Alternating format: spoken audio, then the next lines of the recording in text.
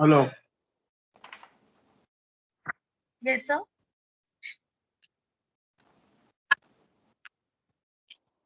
Shall we start, sir? Yeah, we can start. Yes. Namaste, everyone. Sadar Pranam. On behalf of RAV, I, Dr. Poonam, would like to extend a warm welcome to our respected dignitaries, respected Gurujanas.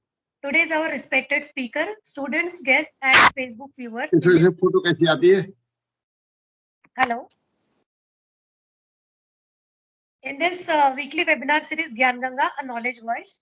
This is a virtual platform which aims at disseminating the essence of authentic Ayurveda by stalwarts in the field and associated specialties for the purpose of updating knowledge and also culmination of authentic Ayurveda practices. In this series, this is our 45th session. Today, we are happy and privileged to have with us very eminent speaker, Vaideshri Kiran Tavlare sir. Sir is assistant professor at Shri Ayurved College, Nagpur, Maharashtra, and who is going to enlighten us on a topic, concept of Vata Dosha. And before starting the session, I would like to pay gratitude to our dignitaries who are the main source of inspiration for all of us, and their constant encouragement, valuable direction helps us bring best of Ayurveda essence to this virtual platform. And we are our sincere pranams to very innovative advisor of Ayurveda, respected Vaideshri Manoj Nesri ji, the backbone or pillar of RAV Padma Shri Padma Bhushan, respected Vaideshri Devendra Tribhunar sir, president of GBRAV, and source of great motivation, director of RAV, respected Vaideshri Anupam Srivastava sir. Now there will be a question and answer session at this end, and to resolve the queries of participants. Now, without wasting much time, I would like to invite and welcome respected N. Ramakrishnan sir, who is the administrative officer at RAV, because sir, our director sir has been stuck at some meeting at ministry. He may join us soon in between. So I would like to invite N. Ramakrishnan sir to please share his views. Over to you, sir. Thank you, Poonam. Good afternoon. I welcome you all for the 45th webinar series of the Gyan Ganga. On behalf of RAV and my director, Dr. Anupam Srivastava, I am welcoming you again. And thanks to Dr. Manoj Nesri, Vaidya Devendra Tribhunar, and all Gurujans of RAV for giving a constant support. Before entering the session, there is a message for all Gurus from our director that this Ayu Samvad we requested. Some Gurus have already given us the data, what we have done with the Ayu Samvad. The remaining Gurus may also please give us the data. So we have to give the data to the government of India back. So what we have done on the Ayu Samvad, that's one issue. The second thing is today's, I welcome today's speaker, Vaidya Kiran Talware. He's an assistant professor from Sri College, the Kriya Sharir department. So this is basically on the Vata Dosha. So now the important role of Vata Dosha specific to COVID, that is also very interesting now, because all students will be interested to learn what is the role of Vata in COVID situation. Even though Vata is the main one of the three dosha, but in this present situation, everyone will be interested. What is the role of Vata? Because oxygen level goes down, and then the Srotas is also affected, Vata. So what is going to Pranava Srotas is affected. So what will be the role of Vata, and that will be very important in this situation.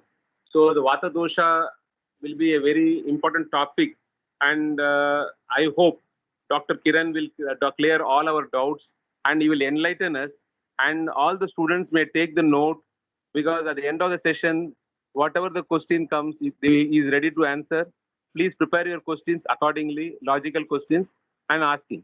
Please, I welcome Dr. Kiran once again for the session. Over to Poonam. Yes, thank you very much, sir, for addressing us and sharing your views on this. Now, without wasting much time, I would like to share a brief introduction of Dr. Kiran Tavlare, sir. Sir is serving as assistant professor in Kriya Sharir department at Shri Ayurved College, Nagpur, Maharashtra, and also pursuing PhD from MUHS Nashik. Sir is co-editor for JTHS journal and also editorial member of IJAAR and Jonam journals, and reviewer for Elsewhere and JEPCAM e-journal. Rasamrit, and Ayurlog journals. He has published various books on like recent advances in Panchkarma therapy, instant anatomy, global Ayurveda part 1 and part 2, and a comprehensive book for all India entrance for PG, and received 2 copyrights for the same. Sir has worked as a facilitator for curriculum development program of Priya Sharir under CCIM and Ayya Delhi. Also rendering services as All India Trainer for Kriya Sharir and HSCT in National Teachers Training Program organized by CCIM, Ayya and RAV. He has published research articles in national and international journals. Also served as a resource person for more than 41 workshops for UG, PG, PhD and teachers of health sciences on 10 different modules in research methodology and medical statistics in government dental, government Ayurveda and government homeopathic colleges for PG students. He has earned diploma in clinical research also. Sir has received 4 Best Teacher Awards and also imparted trainings of softwares of research methodology like SPSS and Epidata, etc. He has teaching experience of more than 12 years and PG guidance of 8 years. He is PhD examiner for research methodology and have conducted 12 lecture series of RM and MS subjects for BMS and PG students on MUHS online portal. Also attended various national and international workshops and presented more than 16 papers. Now I would like to request Dr. Kiran Tawlare sir to please start off their session, and humble request to everyone to please keep their video camera and mic off for better clarity. Over to you, sir, and welcome. Thank you, ma'am. Yes. Madam, my slides are visible? Yes, sir. Please continue. Okay, ma'am. Thank you very much from RAV. Good afternoon, everybody.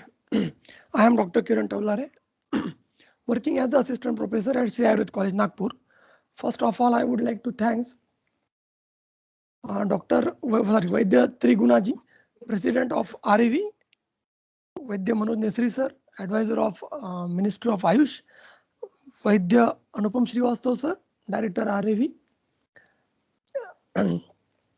जहाँ तक मुझे बताया था कि इसमें जो गुरु शिष्य परंपरा के शिष्य है ना, वो सभी अटेंड करेंगे, पर जैसे मैं देख रहा हूँ तो मुझे सभी गुरु लोग भी यहाँ पे दिख रहे हैं, तो सभी गुरु का मेरा प्रणाम स्वीकार करें, दिल से प्रणाम स्वीकार करें। और जो भी है मैं प्रेजेंट करने की कोशिश करूंगा, क्योंकि सभी गुरु लोग हैं जो मेरे भी गुरु है इसमें। ओके, और गुरु के सामने प्रेजेंट करना बहुत मुश्किल होता है। और सेकंड, मैं जो भी बात करूंगा थोड़ा शिष्य के लिए करूंगा, है ना, गुरु के लिए नहीं, क्योंकि कभी कभी मुंह से निकलता है ना बच्चों वगैरह, तो वो प्लीज मुझे जो आदत है टीचिंग की तो वो शिष्य के लिए है ना, अगर कुछ होता है तो। भविष्य में ये जो आज के जो शिष्य है जो खास करके गुरु शिष्य परंपरा में वर्क कर रहे हैं, ये मेरे हिसाब से आयुर्वेद का भविष्य है। आने वाला आयुर्वेद यही लोग संभालते हैं। इसका मतलब ये नहीं कि बाकी नहीं करते, लेकिन इनफैक्ट जो लोग अभी से गुरु के अंडर, मतलब हमारी जो परंपरा आयुर्वेद की, जो गुरु के अंडर ट्रेन होते हैं, वो एक्चुअल आयुर्वेद सीखते हैं और आयुर्वेद के लिए जीते हैं और आयुर्वेद को आगे बढ़ाते हैं। तो मैं इन सभी स्टूडेंट्स का 3 चीजों की तरफ ध्यान देने की विनती करूंगा स्टूडेंट्स को। पहला तो कॉन्सेप्ट, इन्होंने अपने कॉन्सेप्ट अच्छे बनाए, है ना, मतलब प्रैक्टिस तो होती है क्योंकि वो प्रैक्टिस सीख रहे हैं, मुझे पता है। कॉन्सेप्ट अगर अच्छे रहे तो फ्यूचर में वो अपना आगे आगे एक स्टेप जा सकते हैं। सेकंड, प्रैक्टिस भी पुरुषम विश्व, इस आधार पर ही प्रैक्टिस करें, प्रैक्टिस। और थर्ड, पब्लिकेशन। ये इतने बड़े बड़े वर्क करते हैं लेकिन ये पब्लिश नहीं होते फ्यूचर में, तो इसीलिए पता ही नहीं चल रहा है कि आयुर्वेद में और कितना पोटेंशियल है। तो मैं सभी शिष्यों से ये भी रिक्वेस्ट करूंगा कि आप जो भी काम देख रहे हैं और वहां पे कर रहे हैं तो उसका डाटा बनाइए और प्लीज प्लीज प्लीज उसको पब्लिश करिए इन फ्यूचर, जो आयुर्वेद के हित में होगा। ओके, अभी हम स्टार्ट करते हैं हमारा लेक्चर, कॉन्सेप्ट ऑफ वाता दोषा। Objectives of today's lecture are: after this lecture, students should be able to know about comparative aspect of Vata dosha from various compendias, then guna of Vata dosha, then Swatantra and Paratantra Prakop. What is meant by Swatantra and Paratantra Prakop? And last but not the least, function of the 5 types of Vata dosha in short. Vata dosh, कर्म से जानने योग्य, क्योंकि वात दोष सभी को पता है कि सूक्ष्म गुणात्मक होता है, तो इसलिए इसको हम कैसे कर्म से जानते हैं ना। ओके, तो आपके सामने एक पोस्टर है। ओके, तो इसको आप वात दोष समझ के चलिए, और ये देखिए। ओके, तो हमको पूरी तरह से ज्ञान किए बिना हम वात दोष के लिए आगे नहीं जा सकते। वायु का क्या महत्व है? वायु आयुर्बलम, वायु आयुर्धाता, वायु विश्वमिदम, वायु सर्वप्रभुच्च कीर्तिता चरक। तो चरक ने इतना इंपॉर्टेंस दिया है कि वायु सब कुछ है। और एक जो श्लोक सबको पता है, पित्तम पंगु कप पंगु पंगो मल धातवा वायुना यत्र नियंते तत्र वर्षंती मेघवत, है ना। मतलब यहाँ पे इन्होंने क्लियर किया कि वायु ये चल गुणात्मक है और बाकी दोनों पंगु है। ओके, तो वायु जहां लेके जाएगा उसका योग वही गुण है, चल गुण है, इस गुण से वहीं पे बाकी दोष स्थान वाइज स्थानांतर होते हैं। रीजन टू लर्न दोषा, हमको क्यों दोष की स्टडी क्यों करनी चाहिए, क्या जरूरत है? तो मुझे लगता है कि टू नो अबाउट द प्राकृत अवस्था। अगर हमें प्राकृत अवस्था पता चलेंगी तभी तो हम विकृति बता सकते हैं एग्जैक्टली क्या है। प्रकृति परीक्षण, सेकंड प्रकृति परीक्षण करने के लिए। थर्ड, आइडेंटिफाई द हेतु of diseases. Madam I think किसी का माइक अनम्यूट है। आइडेंटिफाई हेतु of diseases for differential diagnosis, इसीलिए हमें दोष का नॉलेज होना चाहिए। एंड स्पेसिफिक ट्रीटमेंट और सजेस्ट पथ्यापथ्य, अगर हमें किसी को पथ्यापथ्य सजेस्ट करना है उसके लिए भी दोष का नॉलेज चाहिए। सबसे पहले हम निज विकार से स्टार्ट करते हैं कि दोष का इंपॉर्टेंस हमें समझ में आ जाए। दोष है वही रोगा नाम एक कारण, है ना। मतलब रोगों का कारण कौन है? सबसे इंपॉर्टेंट दोष। ओके, सर्व एवं निज विकार न अन्यत्र वात पित्त कफोभ्यम निवर्तते। वात पित्त कफ के बिना कोई भी डिसीज नहीं हो सकता। नास्ति रोग विना दोषी, सुश्रुत करे कुपितानामी दोषानाम शरीर परिधावताम यत्र संग खगुण्यात व्याधि तत्र उपजायते, बहुत ही फेमस श्लोक है। और लास्ट, शरीर के सभी विकार का मूल कारण वायु होता है। ये चरक सिद्धिस्थान 1/38। दिमाग में एक चीज आई कि आपको क्या लगता है सबकी स्थूल है या सूक्ष्म है? अगर पॉसिबल है स्टूडेंट्स को तो प्लीज अपना माइक अनम्यूट करें और प्लीज डिस्कस करें। कोई क्या लगता है आपको? पहला क्वेश्चन है मेरा कि द्रव्य है या शक्ति है? कोई भी आंसर है, कोई प्रॉब्लम नहीं है, और क्यों है? और सेकंड क्वेश्चन है क्या वात दोष स्थूल है और सूक्ष्म है ना? अच्छा ठीक है, मैं ही बता देता हूँ, फिर हम बाद में डिस्कस कर लेंगे, चलेगा, है ना। डिस्टर्ब भी हो सकता है मे भी। तो वात दोष ये क्या है? द्रव्य है, शक्ति नहीं है। क्यों? क्योंकि शक्ति जो होती है उसको हम काउंट नहीं कर सकते, उसका कोई प्लेस नहीं होता है, लेकिन द्रव्य का प्रमाण होता है। आप बोलेंगे वात दोष का प्रमाण तो नहीं है, लेकिन पित्त और कफ का है ना। वात दोष तो सूक्ष्म है। ओके, उसके पश्चात गुणाश्रय, वो किसी द्रव्य के ऊपर आश्रित होता है, मतलब उसके खुद के गुण होते हैं। बस्ती आदि उपक्रम दिए हुए हैं। और एक चीज होती है इंपॉर्टेंट, जिसका उत्पत्ति स्थान होता है, और उसको हम काउंट कर सकते हैं, दोष को हम काउंट कर सकते हैं। इसीलिए ये जो दोष है और दोष के अंतर्गत आने वाला जो वात दोष है, ये द्रव्य है, शक्ति नहीं है, ये पहले क्लियर करो। सेकंड, ये स्थूल तथा सूक्ष्म, तो ये बहुत ही क्लियर है। ये अगर मैं पित्त और कफ के बारे में पूछता तो शायद थोड़ा कंफ्यूजन होता, पर वात दोष ये फॉर एवर, सदा सर्वदा अरूप होने से सूक्ष्म रूप में ही हमको उसका एग्जामिन करना पड़ता है, सूक्ष्म रूप। ओके,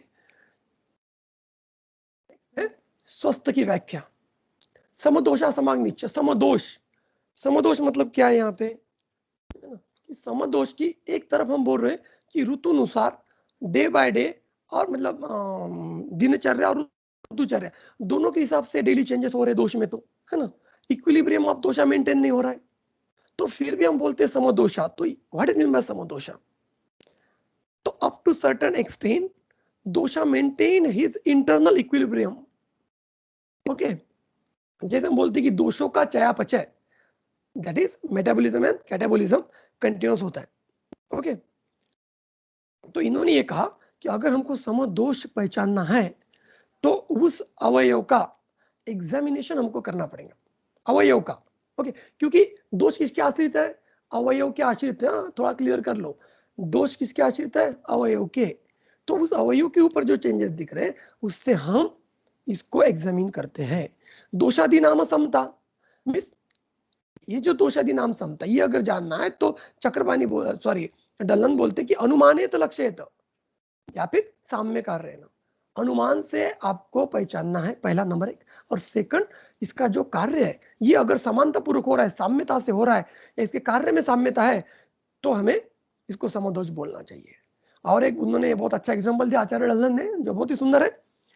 उन्होंने कहा कि अगर आप अनशन कर रहे हैं या उपवास कर रहे हो और गलती से अगर एक तंडुल मतलब एक दाल चावल का दाना अगर आपने खाया, तो क्या आपका अनशन मिट जाएगा? नहीं। तो उन्होंने वही कहा कि इतना अनइक्विलिब्रियम इट्स ओके है, ये उन्होंने एग्जांपल वहां पे दिया। सेकंड, ये कॉन्सेप्ट याद रखना प्लीज सभी स्टूडेंट, समदोषा आगे पढ़ने की जरूरत नहीं। देखिए आपको सभी चीज पता है, अननेसेसरी हम डिस्कस नहीं करें। जो काम की चीज है उसको डिस्कस करके आगे जाएंगे, जो आज का हमारा टॉपिक से रिलेटेड है। समाग्नि समधातु मल, लेकिन हम डिस्कस आज नहीं कर सकते। की व्याख्या, प्रकृति आरंभकत्वे स इति स्वतंत्रेण दृष्टिकर्तृत्वम दोषत्वम। तो दोष किसे कहेंगे? माधव निदान मधुकोष्ठिका 1/14।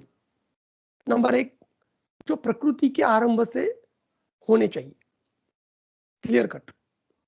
सेकंड, दुष्टिकर्तृत्वम दोषोत्तम, जो खुद दूषित होकर दूसरों को दूषित करे। अब आप बोलेंगे कि सर ये तो मल भी करता है, ये तो धातु भी करता है, क्योंकि प्रकृति का आरंभ से दोनों होते हैं। फिर खास बात क्या है? तो खास बात है स्वतंत्र वर्ड को आप देखिए, ये इस डेफिनेशन की ब्यूटी है कि प्रकृति आरंभकत्वे स इति स्वतंत्रेण दृष्टिकर्तृत्वम दोषत्वम, मींस जो खुद होकर इंडिपेंडेंटली बाकी दोषों को दूषित करे। तो ये डेफिनेशन सबको याद होना चाहिए और ये डेफिनेशन बोलना है हमेशा। तो फिर दोषों की उत्पत्ति कैसे होती है देखते हैं। चरक क्या क्या कहना है उत्पत्ति के बारे में। आचार्य चरक ने दोष की उत्पत्ति बेसिकली दो टाइप से बताई है, एक प्रसाद भूत और एक मलभूत, दैट इज किट्टभूत। तो आचार्य चरक कहते हैं कि जब ड्यूरिंग डाइजेशन जब अवस्था पाक होता है, ओके, तो उस अवस्था पाक में जो दोष उत्पन्न होते हैं, जो दोष उदीर्ण होते हैं, वो होते हैं प्रसादभूत। मधुरावस्था पाक में कफ, पित्त में अम्लावस्था पाक में पित्त, एंड कटुअवस्था पाक में वात। फिर किट्ट कहां से आएगा? ये भी तो इंपॉर्टेंट है। आप बोलेंगे सर किट्ट तो पता ही नहीं। जब निष्ठा पाक होता है, अवस्था पाक के बाद जब निष्ठा पाक होता है, उसको हम विपाक भी कहते हैं।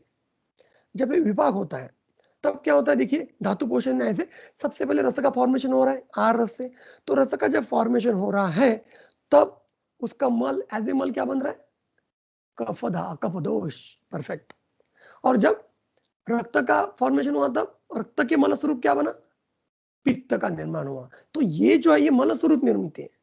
फिर आप बोलेंगे सर यहाँ पे वात का है, तो वात का आंसर भी है, चक्रपाणी ने दिया है। चक्रपाणी का कहना है कि आहार मल बोला है चक्रपाणी ने वात को, उसके ऊपर भी हम थोड़ी चर्चा कर दे। चक्रपाणी ने वैसे 2 ही मल बताए, मूत्र और पुरुष, लेकिन एक तीसरा मल ऐड किया, आहार मल। कौन सा? वात दोष। ओके, अष्टांग संग्रह के वक्त हम डिटेल डिस्कशन करेंगे। देखिए अभी अष्टांग संग्रह ने दोष के 2 प्रकार किए, प्राकृत दोष, वैकृत दोष। इसको रट्टा मारना, इसको याद भी करना है। जैसे चरक का याद होगा आपको, प्रसादभूत एंड किट्टभूत। ओके, अष्टांग संग्रह का कहना है, ये बहुत ही सुंदर लिखा है संग्रहकार जी ने, प्राकृत एवं वैकृत। प्राकृत मीन्स नॉर्मल, वैकृत मीन्स आप नॉर्मल समझने के लिए। एक्चुअली ऐसा नहीं समझना है, जस्ट आजकल की जो पीढ़ी में मैं पढ़ाता हूँ तो थोड़ा जल्दी अडॉप्ट कर लेते हैं, इसलिए।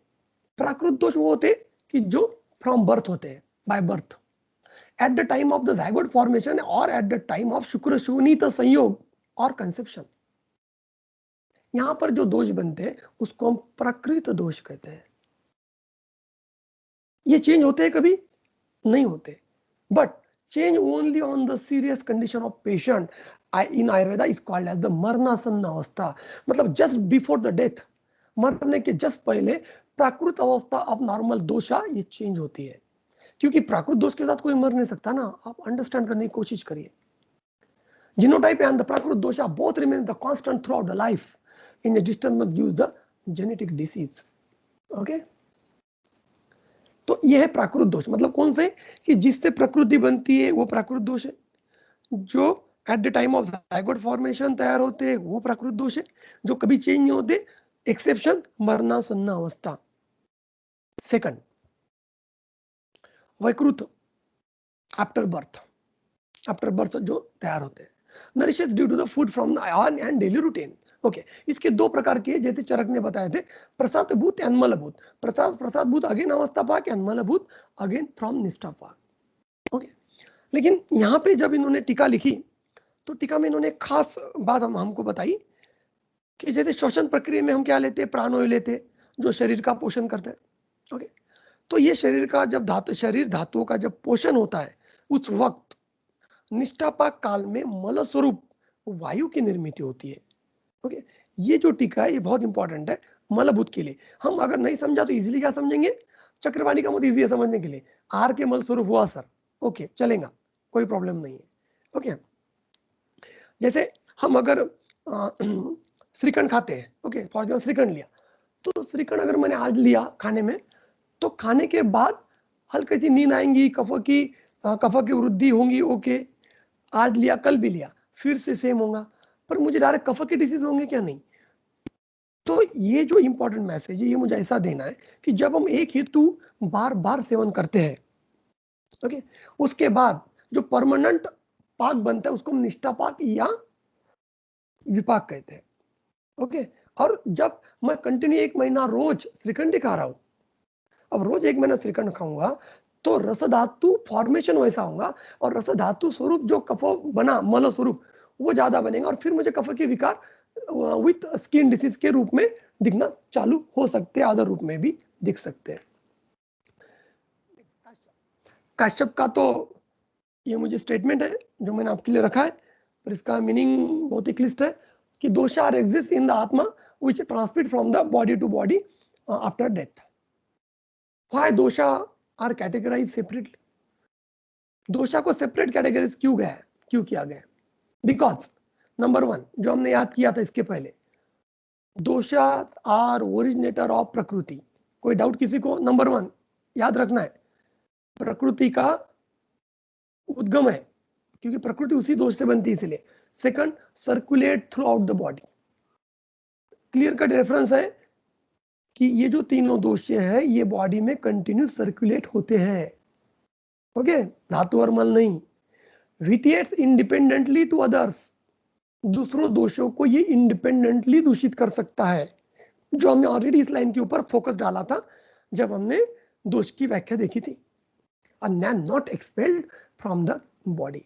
तो ये जो 4 उसके खास एट्रीब्यूट्स है, इसके कारण इनको हम अलग से कैटेगराइज कर सकते हैं. इन्होंने ये भी कहा यहाँ पे कि attributes of the dosha are not similar but they do not reveals each other in the body. Example दिया poison in the poisonous snake, मतलब जैसे पॉइजनस स्नेक के अंदर जो पॉइजन होता है वो उसके लिए डेंजरस नहीं होता है.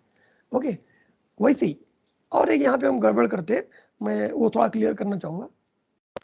फॉर एग्जाम्पल कफ का गुरु गुण बढ़ा, तो हम बोलते हैं कि इसका मतलब है वात का लघु गुण कम होगा. लेकिन मैं थोड़ा सा बताना चाहूंगा कि इसको ऐसा हम नहीं समझ सकते.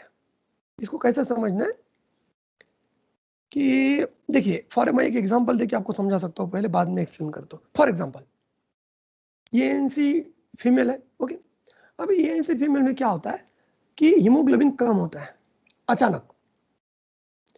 तो हम जब देखते हैं तब हमें ध्यान में आता है कि उसका जो लिटरेचर आप पढ़ेंगे तब आपके ध्यान में आए कि बहुत बार हीमोग्लोबिन जो कम होता है वो एक्चुअली कम नहीं होता है, तो रिलेटिवली कम होता है. मतलब वहां पर फ्लूइड बढ़ने से, प्लाज्मा लेवल बढ़ने से हीमोग्लोबिन कम होता है ना. अब मैं आपको इधर लेके जाता हूँ गुरु और लघु के ऊपर. तो वैसे ही क्या होता है कि जब हम गुरु रसात्मक या गुरु गुणात्मक आहार लेते हैं, ओके, तब एग्जैक्टली क्या होता है कि वो डायरेक्ट ये मतलब नहीं कि वात का लघु गुण कम कर रहा है, वो रिलेटिवली कम होता है. क्योंकि ये दोष बॉडी में एक दूसरे की मदद के लिए रहते हैं, एक दूसरे को रिवील नहीं करते। ओके, त्रिदोष त्रिगुण संबंध, वायु आकाश धातुभ्याम वायु, जो पता है ना उसको थोड़ा स्पीड से जाएंगे, हाँ प्लीज, जो इजी इजी कॉन्सेप्ट है सबको पता है ये। तो इसीलिए वायु का शमन कौन से महाभूत से होगा? पृथ्वी, आप और तेज से होगा। ओके, तो यहाँ पे ये भी दिया शारंगधर जी ने कि पवन रजोगुणमय, पित्त सत्वगुणात्तरम एंड कफ तमोगुणाधिकम। अब यहाँ पे मुझे एक क्वेश्चन है, कोई भी बता सकता है, कोई भी स्टूडेंट, मैं क्वेश्चन पूछता हूँ तुरंत अनम्यूट करके आंसर दे सकता है। मेरा क्वेश्चन ये है कि समझो पित्त प्रकृति में क्रोध आदि है ना, काम, सॉरी क्रोध आदि जो चिड़चिड़ापन है ये दिए है, लेकिन पित्त के गुण में सत्व है, ऐसा कैसे पॉसिबल है?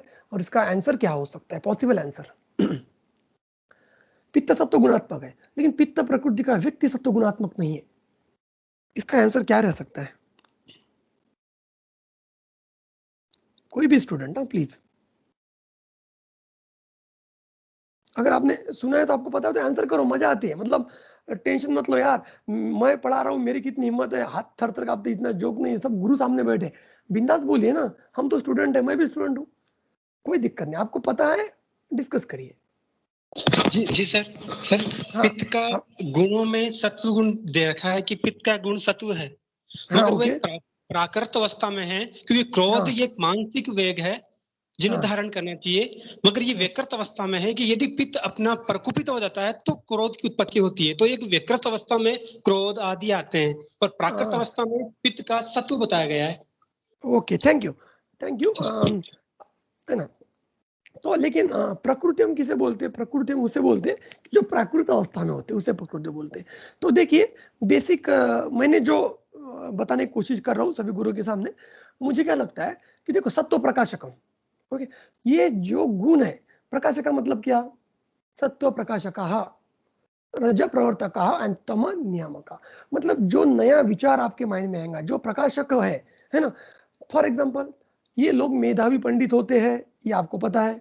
दूसरा, आपको ये भी पता है कि ये लोग साइंटिफिक सोच के होते हैं, है ना। तो इन्होंने ये कहा कि अगर आप में सत्व गुण है, इवन हो सकता है कि वहां पे पित्त नहीं भी हो, ओके, लेकिन पित्त प्रकृति नहीं भी हो, लेकिन पित्त गुण अगर काम कर रहा है, सत्व प्रकाशक, तो ये सिर्फ सत्व के लिए यहाँ पे आया है। मतलब ये जो सत्व है, इसको आप मीनिंग समझने की कोशिश करिए। इस सत्व के कारण वो बंदा जल्दी नए नए विचार उसके दिमाग में आएंगे, साइंटिफिक बात वो करेगा। प्रकाशक वर्ड के ऊपर फोकस करिए प्लीज, हाँ, ठीक है। नेक्स्ट है वात दोष षड्रस संबंध। ओके, वात दोष षड्रस संबंध में क्या है हमारे पास? मधुर अम्ल लवण वातग्न, सबको पता है। तत्राद्या मारुतम हंति त्रय तिक्तादयम कफम, आगे नहीं पढ़ते क्योंकि अष्टांग हृदयकार ने जो रस का जो क्रम है उसमें सिर्फ तिक्त पहले लिया, मतलब मधुर अम्ल लवण, और बाद में कटु तिक्त कषाय न करते हुए तिक्त कटु और कषाय ऐसा किया है, बाकी कोई खास फर्क नहीं है। मधुर अम्ल लवण वातग्न, बाकी श्लोक नहीं पढ़ते हम, जस्ट आप समझ जो सबसे इजी है उसके ऊपर चर्चा नहीं। तो ये ऐसा क्यों होता है? तो इसमें आपको याद होंगे कि जो 6 गुण दिए चिकित्सा के, शीत उष्ण स्निग्ध रुक्ष और लघु गुरु, तो इसमें से मधुर अम्ल लवण, ये 3 गुण जो होते हैं, तो जैसे आप मधुर अम्ल लवण की बात करते हो तो पहले तो इसमें से आपको उष्ण कौन सा है पता होना चाहिए, अम्ल लवण। स्निग्ध कौन सा है, मधुर और अम्ल, है ना। और गुरु तो मधुर अम्ल लवण। तो ये अगर हमको एक बार पता चल गया कि एग्जैक्टली इनका कॉम्बिनेशन क्या है, तब हम इसके आंसर कर सकते हैं, है ना। शीत गुण अगर बढ़ जाता है तो हम उष्ण रसात्मक औषधि यूज करेंगे, वो रुक्ष बढ़ जाता है तो स्निग्ध रसात्मक, एंड अगर लघु बढ़ जाता है तो हम गुरु रसात्मक यूज कर सकते हैं। दोष और आयु का क्या संबंध है? दोष और आयु, है ना। जैसे यहाँ पे आपने जो देखा ना कि षड्रस का संबंध है ना, तो कभी कभी क्या होता है कि वात शामक रस है, तो वात शामक रस का वात के साथ प्रत्यक्ष संबंध नहीं है।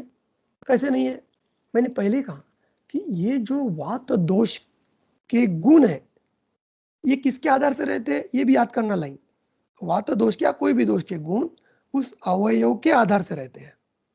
तो इसलिए मैं क्या बता रहा हूं कि वात शामक रस का वात के साथ प्रत्यक्ष संबंध नहीं आता, उस अवयव पर कार्य करता है और उससे संबंधित दोष एक तो बढ़ता है या कम होता है। क्लियर? ओके। फिर जैसे मैं क्वेश्चन पूछ रहा आपको कि दोष आयु संबंध कि वयो अंत मध्य प्रथम में वात पित्त कफा में, अंत में वात बढ़ता है और मध्य में पित्त और प्रथम में कफ, सबको पता है। ओके। सुश्रुत बोलते हैं कि बाले विरुद्धते श्लेष्मा मध्य में पित्त एवं तु भूयिष्ठम वर्धते वायु वृद्धे, वर्धक अवस्था में वायु की वृद्धि होती है। तो ये छोटा सा कॉन्सेप्ट का भी हम चिकित्सा में कैसे उपयोग करते हैं। जैसे पित्त प्रकृति का पेशेंट आपके पास आया, एज 70 ईयर्स, ओके, एंड उसको पित्त विकार है, लेकिन उम्र 70 ईयर्स, एज वाइज, मतलब एज वाइज इसके पास वात दोष का प्राबल्य है, ओके, लेकिन डिसीज वाइज पित्त विकार लेके आया है। तो ऐसे वक्त क्या आप सिर्फ पित्त का विचार करेंगे? नहीं। तो इस कंडीशन में आपको दोनों का विचार करना होता है, पित्त का as a disease, as a संप्राप्ति भंगा, और वात का एज वाइज।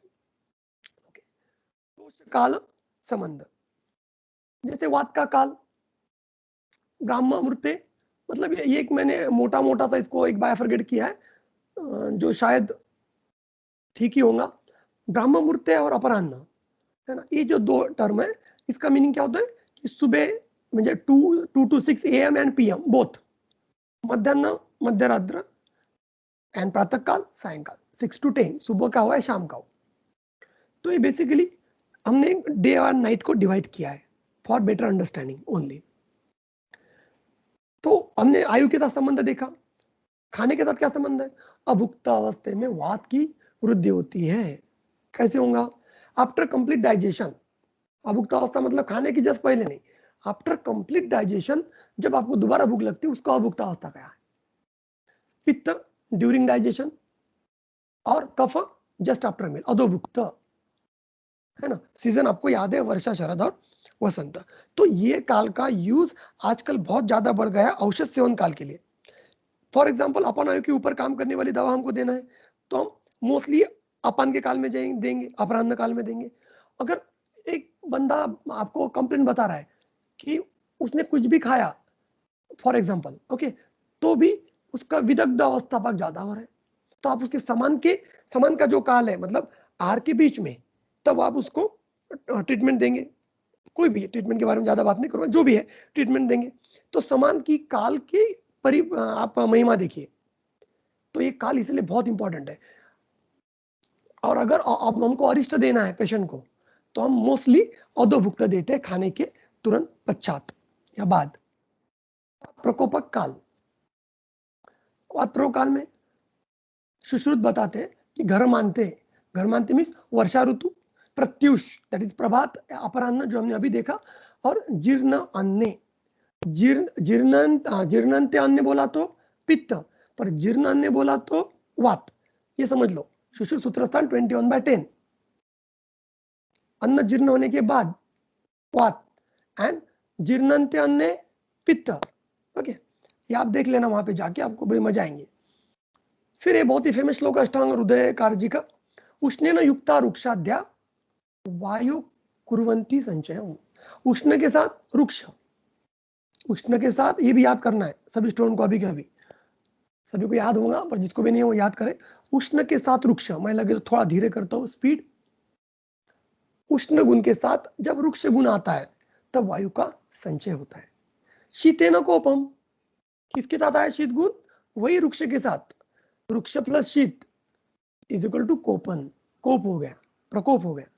ओके, उष्णेन शमम स्निग्धादयो गुणाः, स्निग्ध प्लस उष्ण अगर मिल जाते हैं तो वात का शमन होता है, और हम यही करते हैं, है ना, स्नेहन स्वेदन, स्निग्ध प्लस उष्ण। ओके, मेरा आपके सामने एक चार्ट है जस्ट, है ना, जहां पे एक साथ मैं वात को व्हाइट किया है कि ग्रीष्म ऋतु में संचय है ना, जो आपको सभी को याद है, वर्षा शरद उसके महीने। आगे चलते हैं। आगे आश्रय भाव।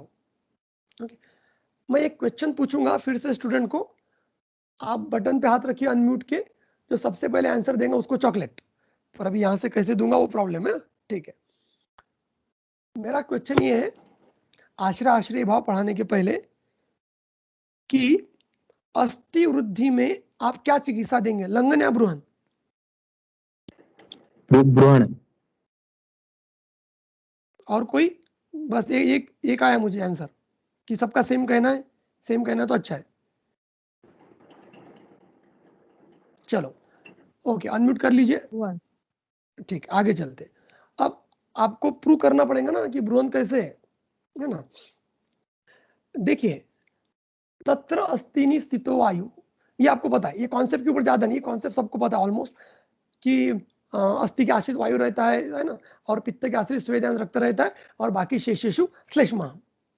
ओके, सामान्य नियम क्या है, थोड़ा ध्यान दीजिए। सामान्य नियम, दोष वृद्धि में लंघन एंड दोष क्षय में ब्रूहन। सब लोग ध्यान दो, मैं क्या बता रहा हूं प्लीज। सामान्य नियम क्या? दोष वृद्धि में लंघन एंड दोष क्षय में ब्रूहन। लेकिन आश्रय आश्रय संबंध उल्टा होने से यहाँ पे चिकित्सा बदल जाती है। कैसे? क्योंकि उन्होंने क्या कहा कि ये नियम अस्थि और वायु के लिए अपोजिट होता है। ओके, फॉर एग्जांपल, दोष, जैसे मैंने क्वेश्चन पूछा था कि अस्थि वृद्धि होती है, ये हो गया अस्थि वृद्धि। अस्थि वृद्धि हुई मतलब क्या हुआ? इसका मतलब हुआ वातक्षय, क्योंकि अपोजिट संबंध है ना, ये तो सबको पता है। ओके, वातक्षय हुआ। फिर वातक्षय में ब्रूहन देते, ये तो सामान्य नियम हुआ, राइट। यहाँ पे तो अपोजिट नियम है, ये समझ लो। वातक्षय में ब्रूहन जो आपने सबने बोला या दो लोगों ने बोला, तो यहाँ पे आएगा आंसर प्रॉपर लंघन।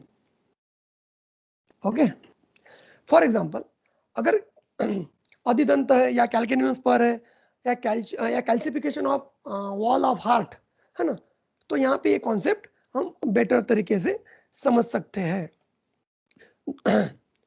नेक्स्ट कॉन्सेप्ट है गुण। तत्र वृक्ष लघु शीत खर सूक्ष्म चलो अनिलाह, सबको याद है ना। फिर चरक सूत्र स्थान, अध्याय नंबर 1, विशद गुण एक्स्ट्रा माना है, मैं आगे बात करूंगा, थोड़ा सा फास्ट चलते, आगे सब बात करूंगा। विपरीत गुण द्रव्य मारुतम प्रशांति प्रसम प्रशांति, विपरीत गुण से मारुत की प्रशांति होती है। ओके, अत्रोवाच क्रुच संकृता है ना, लघु वृक्ष लघु शीत दारुण खर विशद, यहाँ पे एक दारुण गुण है। दारुण मतलब क्या? दारुण गुण का मतलब क्या होता है? दारुण मतलब कठिन। दारुण की व्याख्या क्या दी उन्होंने? कठिन बोला है दारुण को।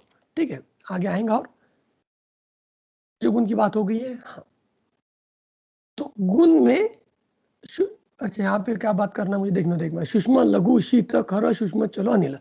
ओके, इस गुण के ऊपर हम आगे बात करने वाले, एक एक सेपरेट गुण, तब डिटेल में बात होंगी। सुश्रुत अव्यक्त व्यक्त कर्माच। अब ये जो अव्यक्त व्यक्त कर्माच है, ये मैं स्टूडेंट को कैसे पढ़ाता हूँ, फर्स्ट ईयर के बच्चों को, कि जो अपने कर्म से व्यक्त होता है ना, दिखता है क्या? नहीं, सूक्ष्म होता है, अव्यक्त होता है, अपने कर्म से व्यक्त होता है। एग्जाम्पल, फॉर एग्जाम्पल, फैन की बटन दबाओ, फैन लग जाता है। हवा आपको दिख रही है क्या? नहीं, लेकिन आपको लग रही है, नंबर 1। नंबर 2, इलेक्ट्रिक करंट है ना, फ्लो होता है। तो मैं ये 2 एग्जांपल से समझाने की कोशिश करता हूँ कि वात का अस्तित्व कैसा है, और आचार्य के हिसाब से कैसे समझाता हूँ कि उसके जो कर्म हो रहे हैं, वात के जो प्राकृत कर्म है, उस कर्म से आप समझ लो। अचिंत्य वीर्य दोषाणाम नेता रोग समुराट, अचिंत्य अफाट शक्ति युक्त है, दोषों का, सभी दोषों का नेता बोला है, और सभी रोगों को लाने वाला, रोग समुराट, आशुकारी मोचारी, fast movement, fast action. Okay, फिर हम डेमोन्स्ट्रेट कर सकते हैं कि यार थोड़ा बहुत कोशिश तो कर सकते हैं। तत्व वृक्ष लघु, वृक्ष गुण, दर्शन, दर्शन से भी आप बता सकते हैं वृक्षता बड़ी की नहीं। ओके, वृक्ष लघु शीत खर सूक्ष्म चलो अनिला। यहाँ पे देखिए, मोस्टली कैसा होता है कि द्रव्यता, गुणता और कर्मता है ना, ऐसे अगर हम देखने की कोशिश की, तो जैसे चंदन है यहाँ पे, तो चंदन द्रव्यता शीत है, लेकिन ये जो बंदा मफलर लपेट के बैठा है, तो यहाँ पे आपको कर्मता शीतता दिख रही है वहां पे। ओके, खर, ये गोजुआ पत्र, टीकुड़ पत्र, सॉरी गोजुआ पत्र, गोजुआ नीचे है, ऊपर का टीकुड़ है। और सूक्ष्म में मैंने गैसेज एक्सचेंज डाला है, O2 CO2 गैसेज एक्सचेंज का फिगर डाला है, और नीचे तेल का एग्जाम्पल लिया है। ओके, तो इस ढंग से अगर हम बच्चों को बता सकते हैं कि ये भी हमें थोड़ा सा ध्यान देना होगा, और मैं कोशिश कर रहा हूँ। ओके, लेकिन यहाँ पे रुक्ष गुण, खर और पारुष्य, ये 3 गुण आते हैं। तो इस 3 गुण को हम कैसे समझे, है ना? जैसे मैंने कहा कि द्रव्यता, गुणता, कर्मता। द्रव्यता मतलब मूग है अपने मुद्ग, तो लघु होते हैं। गुणता सिमिलर टू अदर ड्रग्स, अगर कर्म सेम होंगे तो। कर्मता एक्सरसाइज करने से वात दोष बढ़ा, कर्मता। ओके, लेकिन अगेन रुक्ष, खर और पारुष्य, ये 3 गुण है। तो रुक्ष मतलब दर्शन, ओके, हम ऑब्जर्वेबल है, स्पर्श भी कर सकते हैं लेकिन ऑब्जर्वेबल है। खर स्पर्शन, फीलिंग, है ना? जैसे गोजीवा का स्पर्श है, या भैंस होती है ना, भैंस का जो स्पर्श होता है वो होता है ना। पारुष्य, पारुष्य ये टिपिकल वाणी, केश, है ना, मशरू, इसके लिए आया हुआ वर्ड है। तो दर्शन और स्पर्शन योग्य, ये दोनों योग्य होता है, दर्शन और स्पर्शन के। फिर गुरुआदि गुण, तो गुरुआदि गुण है, पता है आप सभी को। नेक्स्ट चलते हैं। अब मैं आपको एक गुण स्टार्ट करने के पहले एक 3-4 स्लाइड दिखाऊंगा, फिर हम गुण की ओर बात करते हैं। क्यों दिखा रहा है ये भी बता दूं। ये स्टडी मैंने खुद किया हुआ है। स्टडी का नाम है टू स्टडी द स्निग्ध गुना ऑफ घी, स्निग्ध गुना ऑफ घी या रुक्ष गुना ऑफ टर्मिनेलिया अर्जुना। क्या लिया मैंने, और बफेलो घी लिया। क्यों लिया बफेलो घी, क्योंकि रूटीन सब लोग वही खाते हैं और वही मिलता है, इसीलिए लिया। टर्मिनेलिया अर्जुना, अर्जुन की घनवटी ली। On the behaviour of 3T3L1 cell line, lab में सेल लाइन मंगवाई पुणे से, उसको मोटा बनाया, मतलब वो लैब में करते हैं सभी, उसको हमने एडिपोसाइट डेवलप किया उसमें। ओके, और एडिपोसाइट डेवलप करके मुझे ये देखना था क्या घी से उसके एडिपोसाइट और बढ़ जाते हैं, फैट बढ़ जाता है, या टर्मिनल अर्जुना से कम होता है। तो आपको क्या लगता है, आपको ये लगेगा पता नहीं सर, बढ़ना तो चाहिए लेकिन पता नहीं, पर मैं आपको सामने रिजल्ट रखता हूँ डायरेक्ट। ये ना उसको अलग अलग डोज में हम देते हैं, उसका डोज है, इसके ज्यादा डिटेल में नहीं जाएंगे, हम डायरेक्ट काम की बात करते हैं। हाँ, ये है काम की बात। तो जब हमने घी दिया ना, तो ये जो आपकी स्क्रीन पे दिख रहा है, ये है नॉर्मल सेल, मतलब नॉर्मल सेल है ना। और ये जो सेल है दूसरा इस पे, ये एडिपोसाइट सेल है, जिसमें एडिपोसाइट डेवलप किए गए थे, जिसको हमने एडिपोसाइटिक बनाया। ओके, वो अलग से बनाते हैं, अपने खुद दे के नहीं बनाते, उनका जो प्रोसीजर है ये देख रहे होंगे, आपको स्क्रीन पे दिख रहा है एडिपोसाइट्स के यारों, मैंने वहां पे टच किए। ओके, अभी क्या हुआ, इस cell induced with 10 microgram, 10 microgram, 50 और 100 माइक्रोग्राम, 3 डोज दिए। कि किसके, मैं घी की बात कर रहा हूँ, घृत की बात कर रहा हूँ। तो आपको अगले इसमें दिखेगा कि एडिपोसाइट्स कम हो गए, यहाँ पे और कम हो गए, लेकिन जैसे ही डोज बढ़ाया थोड़ा ज्यादा, तो फिर रीअपियर होना चालू हो गए। लेकिन आप इससे ये तो पक्का बता सकते हैं कि घृत से एडिपोसाइट्स बढ़ते नहीं, ये लैब में प्रूव किया अपन ने। वाइस वर्सा, ये अगेन आपकी नॉर्मल सेल, ये अर्जुना का जो एक्सट्रैक्ट था वो सेम, ये दोनों सेम रहेंगे। और नीचे आपको दिख रहा है कि ऑलमोस्ट एडिपोसाइट कम होना चालू हो गए, यहाँ पे भी कितना कम हो गए देखिए। और अगर आप इसको ज्यादा डोज में दे रहे हैं अर्जुन को, है ना, तो फिर लेकिन रीअपियर होना चालू हो गए, उसके डॉट्स आप देखिए। ये कैसे, ये नहीं समझा मुझे कॉन्सेप्ट कि ज्यादा डोज में अर्जुन दिया तो रीअपियर क्यों हो गए, है ना। फिर सिर्फ इतना याद आया जो हमने पढ़ा था कि अंजना का पेशेंट अगर है तो उसमें अर्जुन नहीं देना चाहिए, बस ये कॉन्सेप्ट याद आया, पर उसका एग्जैक्ट रीजन मुझे भी नहीं समझा कि क्यों रीअपियर हुआ। ओके, तो इस ढंग से मुझे लगता है हर एक गुण की हमने स्टडी करनी चाहिए, जैसे रुक्ष और स्निग्ध की हमने की। हर एक गुण की अगर ऐसी स्टडी हो तो बहुत क्लियर हो जाएगा। तो लघु, लेखन और रोपण इसके बेसिक कर्म होते हैं। वायु अग्नि गुण बहुलानी, वायु अग्नि महाभूत होता है। लघु गुण के बारे में क्या कहा, ये जो वात का गुण है, लघु पथ्यम परम प्रोक्तम, मतलब पथ्य में सबसे बेस्ट गुण कौन सा है, तो लघु है। कफग्न शीघ्रपाकी च, कफग्न और शीघ्रपाकी होता है। आपको एग्जाम्पल वगैरह सब याद है, शाली, मुद्गलाजा, ज्यादा डिस्कस नहीं करना है, छोटा सा। हिम, लादन स्तंभन, क्योंकि स्तंभन हिमाद्री जी बोलते हैं। और क्या करता है हिमगुण, तो शीत त्रुट मूर्छा स्वेद दाह जीत, शीत होगा, मूर्छा, दाह, इसका सबको जीत लेता है। चंदन ध्रुवा। वृक्ष गुण, विशेषात स्तंभन खरा, देखिए विशेषात स्तंभन खरा बोला इसको, है ना। वृक्ष तद विपरीत, विपरीत किसका है, तो स्निग्ध के। लेकिन गुण का काम क्या करता है, विशेषात स्तंभन खरा, है ना, मतलब विशेषता स्तंभन चाहिए कभी, लेकिन वो खरता पूर्वक होगा। ये भी उन्होंने क्लियर किया। रुक्षम समीरण करम परम कफारम, परम कफारम। और हेमाद्री जी क्या बोलते हैं, शोषण शक्ति सा रुक्षा, जो एब्जॉर्ब करता है, शोषण करता है, वो वृक्ष है, यह और गुग्गुल, है ना। इसीलिए आप संहिता पढ़ते हो लोग, सभी लोग, मुझे पता है प्रैक्टिस में, तो वहां पे आपको एक लाइन मिली होगी कि ये श्रेष्ठ स्थौल्य हर चिकित्सा है। ओके, कर्कशो विषय, तो कर्कश गुण को ही सुश्रुताचार्य विशद बोलते हैं। और इनका मेन रोल क्या है, क्लेद आशोषण रोपण, लेखन शक्ति खरा, खर गुण क्या करेगा, लेखन करेगा। तो इसको हम प्रैक्टिस में यूज करना है ना। जैसे क्लेद का अगर चूषण करना है, स्नब जमा होता है, उसको निकालना है, तो हमको कौन सा गुण लगेगा, खर गुण का ड्रग यूज करना पड़ेगा। और ये रोपण कर्म भी करता है, एक बार अगर स्नब निकल गया वहां से तो रोपण भी अच्छा करता है। फिर है सर, सर अनुलोमन, प्रेरणे शक्ति सरा और प्रेरणे शक्ति चला, है ना, दोनों दिए हैं अलग अलग जगह पे। ये खास करके अनुलोमन करता है। सुषमा, सुषमा थे छिद्रेशु विशदा, विवरण शक्ति ससुषमा, क्योंकि क्या होता है, संवरण जहाँ पे आवरण है, जहाँ पे हमको तुरंत ड्रग पहुंचाना होता है, तो वहां पे हम सुष्मीकरण शास्त्र सूक्ष्म करके देते हैं, है ना। और या फिर ऐसा ड्रग यूज करते हैं कि जिसका सूक्ष्मगामित्व या स्रोतोगामित्व बहुत ज्यादा है ना। फॉर एग्जाम्पल विष आपको पता है, तो विषय तिंदुकोटी है, सबको पता है, संजीवनी ओटी है, सबको पता है कि इसका सूक्ष्मगामित्व या स्रोतोगामित्व काफी ज्यादा होता है। ओके, विषद गुण की बात आती है तो क्लेद आचूषण रोपण। ओके, विषद गुण के बारे में आपको एक फैक्ट बताता हूँ विषद गुण के बारे में। ये ऐसा गुण है जो चरक ने वात का बताया, सुश्रुत ने पित्त का बताया और वाग्भट जी ने कफ का बताया। बड़ा मस्त गुण है। ऐसा एक गुण मुझे मिला है कि चरक सुश्रुत वाग्भट में। ओके, शालन शक्ति सविशदा, शालन स्वच्छ क्लियर, कई क्लेद है, क्लेद को क्लियर करना है तो हम विषद गुण को यूज करते हैं। व्यववाई पूर्व अखिलम कायम तत्त पाकम च गच्छति, मतलब सबसे पहले क्या होता है, पूरे शरीर में फैल जाता है और बाद में उसका पचन होता है। व्यववाई, ये सभी विष के गुण भी दिए। व्यववाई, विकासी या नाशुकारी, है ना। विकासी, संधिबंध शिथिल हानि करोनी, सबको संधिबंध शिथिल करता है विकासी गुण। पर अगर हमको कोई संबंध एक्सपेक्ट है तो हम कमुक क्रमुक या कोद्रव का यूज भी प्रैक्टिस में करते हैं।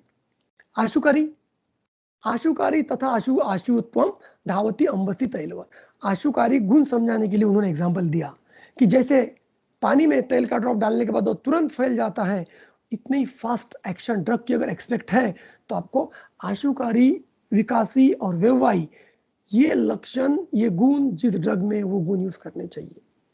ओके, गुण, ये एक मुझे यज्ञ जोशी जी के बारे में बताना था, है ना। एक चीज उनके बुक से मिली थी। देखिए उन्होंने क्या किया कि पांच वायु क्यों है उसका रीजनिंग दिया था। प्राणवायु, व्यान, समान, उदान, अपान, है ना। तो इन्होंने रुक्ष, सूक्ष्म, लघु, विशद गुण, चल गुण व्यान का बताया, समान को रुक्ष और उदान, जैसे आप्य करता है ना, आप्यायन करता है मैं, शीत गुण, अपान वायु खरा क्योंकि गंदा बोल है, और इसीलिए उसका आप महाभूत भी देखिए, पार्थिव, शीत का आप्य, है ना, तो उस हिसाब से महाभूत भी दिए। तो ये भी एक अच्छा कॉन्सेप्ट है जोशी जी का, है ना।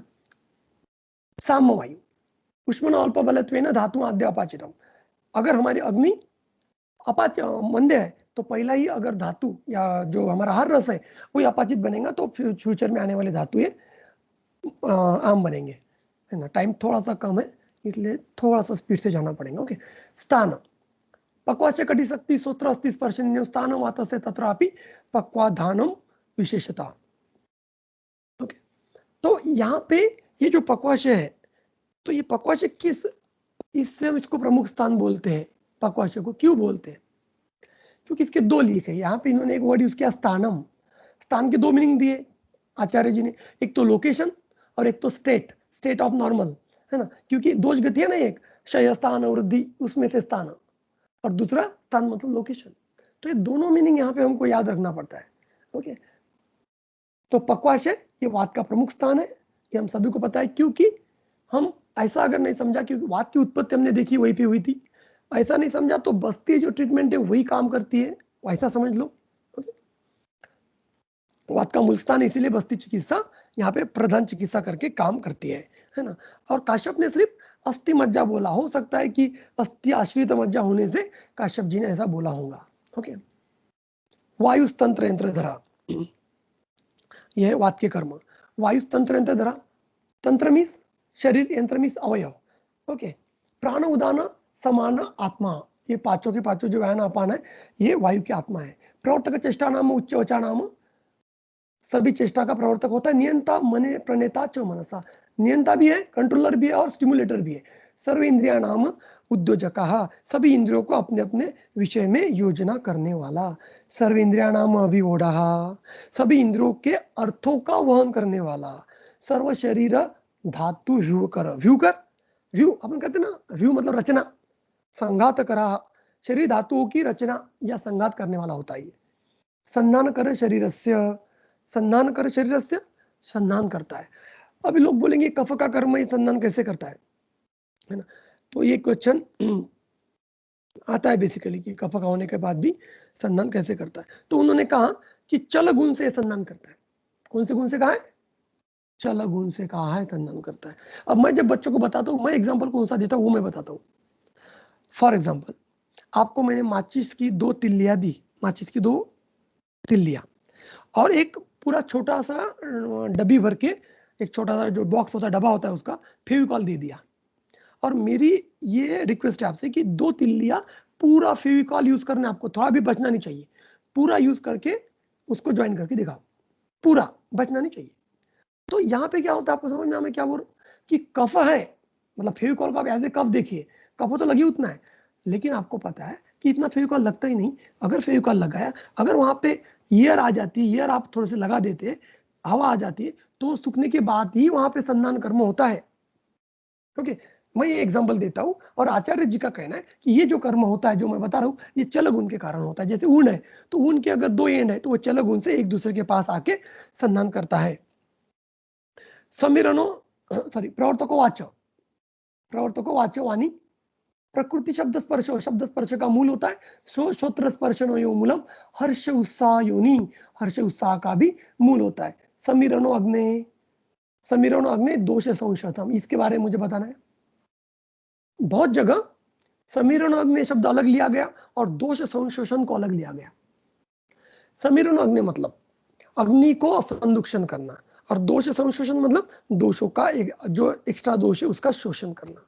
लेकिन आचार्य जी ने चक्रपाणी में उसको एक जगह भी लेने की कोशिश की कि समीरनो अग्नि दोष संशोषण, मतलब अधिकरण तंत्र युक्ति से इसका एग्जाम्पल दिया उन्होंने कि अग्नि संबंधी दोष का जो संशोषण होता है, मतलब उस एरिया में, दैट इज अग्नि अधिष्ठान के जो द्रव है, अग्नि अधिष्ठान पे जो द्रव है उसका संशोधन, उसका शोषण, ऐसा मीनिंग भी एक आया है।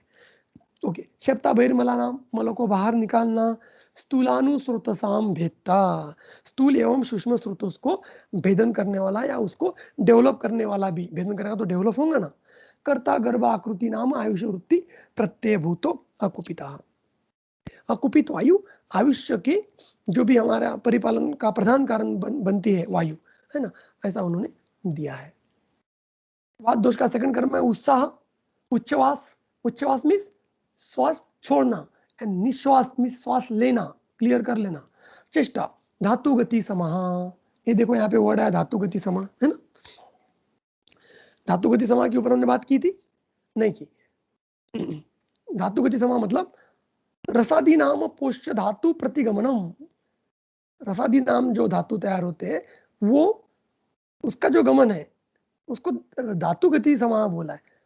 मतलब जो धातु तक न्यूट्रिशन पहुंचाने का काम है वो वात दोष करता है। ओके, वात वृद्धि। अभी ना थोड़ा फास्ट जाएंगे प्लीज, क्योंकि मुझे पूरा कवर करना है, मेरा टारगेट था कि कुछ भी अधूरा ना छोड़े, और टारगेट को ये भूल गए कि मैटर ज्यादा हो रहा है। इट्स ओके, मैं करता हूँ कुछ।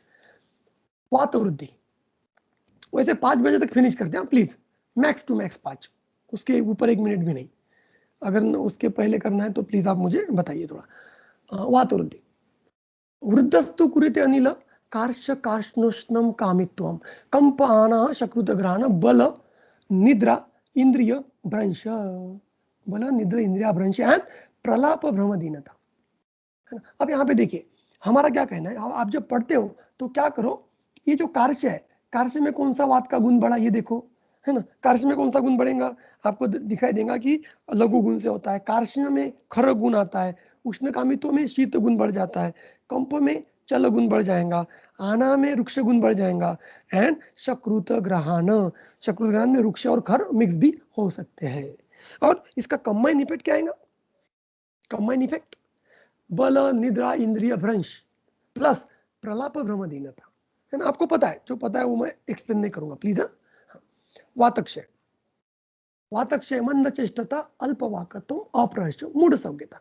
आप इसका फोकस करिए, वातक्षय होता है तो पहले मंद चेष्टता आएंगी, फिर धीरे धीरे सिवियरिटी बढ़ रही है, अल्पवाकत्व, अप्रहर्ष, एंड लास्ट अनकॉन्शियसनेस, मूढ़ संज्ञता। ओके। और अष्टांग हृदय में जो हमने सबसे पहले बात की थी, श्लेष्मा वृद्धि, जब वात का क्षय होगा तब हमको क्या समझना है, अल्टरनेटिव फॉर कॉन्सेप्ट श्लेष्मा वृद्धि हो गई। ओके, हाँ, ओके, एक सेकंड, है ना, एक सेकंड।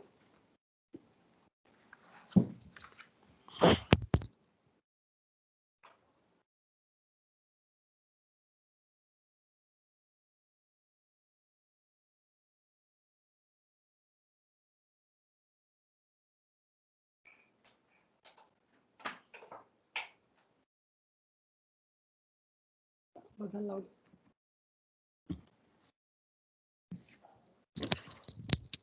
हाँ, हेलो, सॉरी फॉर डिस्टर्ब।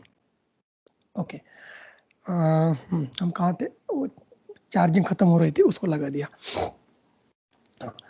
तो वातक्षय होगी दी बात। Okay, differentiation. तो वातवृद्धि और वातक्षय में क्या फर्क दिख रहा है, फिर इसको हम कैसे एक साथ अगर देखना है तो कैसे देखेंगे। तो देखिए, आर्थराइटिस है, क्रैक हुल है, स्टूडेंट को समझने के लिए तो एकदम वातवृद्धि क्लियर हो गई। लेकिन आप जब वातक्षय का कॉलम देख रहे हैं तो लॉस ऑफ मूवमेंट और इंटेस्टिनल ऑब्स्ट्रक्शन, तो यहाँ पे आप लोगों के, बहुत लोगों के मन में ये विचार आया होगा, सर ये तो वातक्षय का कैसे हो सकता है। हाँ, तो वही कॉन्सेप्ट अपने को यहाँ पे देखना है कि लॉस ऑफ मूवमेंट ये दो टाइप से हो सकती है, एक तो वातवृद्धि में भी होती है, वातक्षय में भी होती है। अगर स्वतंत्र प्रकोप है तो वात प्रकोप के लक्षण दिखाई देंगे, पर अगर वात दोष का परतंत्र प्रकोप है तो फिर वातक्षय के लक्षण दिखाई देंगे। ओके, तो इसके ऊपर हम आगे फिर से बात करते हैं। षट क्रियाकाल को हम ना थोड़ा सा स्किप करते हैं, प्लीज आगे देखते। संचय शब्दपूर्ण कोष्ठता, ये पता है आपको इसका लक्षण। हाँ, ये देखते हैं, स्वस्थान वृद्धि दोषाणाम चय इति अभिधीयते।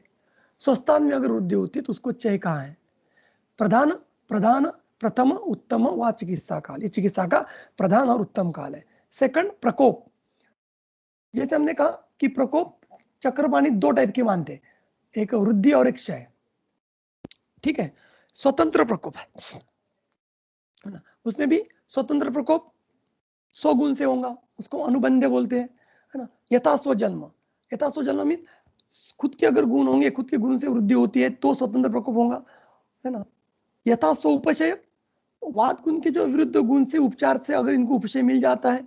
स्पष्ट लक्षण कब दिखेंगी, अगर व्यापक हेतु होगा तो, राइट। फिर स्वतंत्र प्रकोप में कभी कभी लक्षणों का स्पष्ट नहीं दिखता है, ऐसा क्यों होता है, ऐसा भी एक क्वेश्चन मन में आता है। तो क्यों होगा ऐसा, एक तो पहला रीजन ये हो सकता है उसका कि एक हेतु है, सिंगल अगर हेतु है फॉर एग्जांपल, और वो सम्मिश्र दोषों का प्रयोग हो रहा है तब होता है। सेकंड, आम दोष से दोष प्रकोप, आम दोष है तो स्वतंत्र क्लियर नहीं होगा प्रकोप। बहुविध प्रकोप, संसर्ग हो गया, सन्निपात, तो संसर्ग में दोनों दिखाएंगे ना, एक क्लियर नहीं दिखाई देगा, ऐसा मुझे कहना है। या कभी कभी जो दोषकर हेतु है, दोषकर हेतु की हम लिस्ट देखेंगे आगे, जो दोषकर हेतु है वो अल्प बलवान वाले भी हो सकते हैं, है ना। या फिर ये जो हमने उदाहरण दिया है, वात के लघु वृक्ष और पित्त के द्रव उष्ण, मतलब क्या कि कभी कभी अंशात्मक प्रकोप होता है ना? कि हो सकता है ना कि वात के लघु गुण का प्रकोप हुआ इसीलिए आपको वृक्ष गुण नहीं दिखाई दिया, या जैसे पित्त में हमें हमेशा एग्जांपल देते हैं पित्त का द्रव गुण का प्रकोप, अम्ल पित्त में, है ना। बहुत बार उष्ण गुण का प्रकोप नहीं भी होता है, राइट।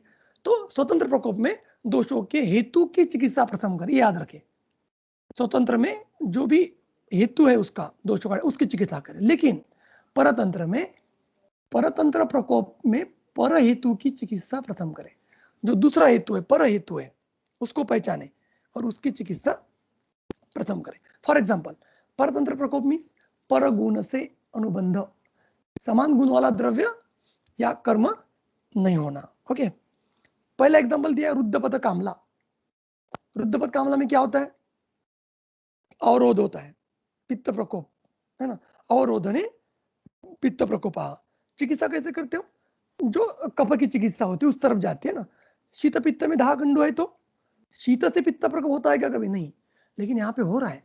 इसका मतलब ये जो प्रकोप है ये परतंत्र प्रकोप है, और इसीलिए अगर आप इसकी चिकित्सा देखेंगे तो स्वेदन है ये सेकंड की। वैसे अर्दित, अर्दित वातक्षय से है या मतलब अपतर्पण है या संतर्पण है, वो अलग बात है। लेकिन आप ये करिए कि संतर्पण हेतु सेवन किया, ओके, फिर भी अर्दित हुआ, ऐसा कब हो सकता है? लेकिन उस कंडीशन में उसको नख आदि केश ये जो भी अवयव है वो स्निग्ध दिखाई दे रहा है, तो इसका मतलब ये नहीं कि वहां पे वात प्रकोप नहीं है ना, ऐसा नहीं है। वात प्रकोप है, पर वायु के जो रुक्षादि गुण है ना, वो वहां पे नहीं है। क्यों? क्योंकि हेतु वात कर नहीं है ना, हेतु परतंत्र है। हेतु परतंत्र होने के कारण ऐसा होता है। ओके, काल का जो थर्ड हम जो प्रकोप पे बात कर रहे थे, कोष्ठतोद संचरण, ये उसका टिपिकल लक्षण दिया है, कोष्ठतोद संचरण। और वृद्धि द्विधा, वृद्धि को दो प्रकार का माना उन्होंने, चय पूर्वक एंड चय प्रकोप भेदेने, चय पूर्वक एंड प्रकोप पूर्वक। ओके, चय, चय किसको कहा है? देखिए, चय वृद्धि स्वधाम ने हो, खुद के स्थान पे जो वृद्धि होंगी वो है चय। कोपस्तु उन्मार्गगामिता, और जो उन्मार्ग गमन होगा वो है कोप, मतलब प्रकोप। अगेन डलन क्या बोलते हैं, देखिए संग्रह के बाद, देह अतिरूपा वृद्धि चय, जब देह में अति रूप में हो जाएगा वृद्धि तो उसको हम चय कहेंगे, चय कहेंगे।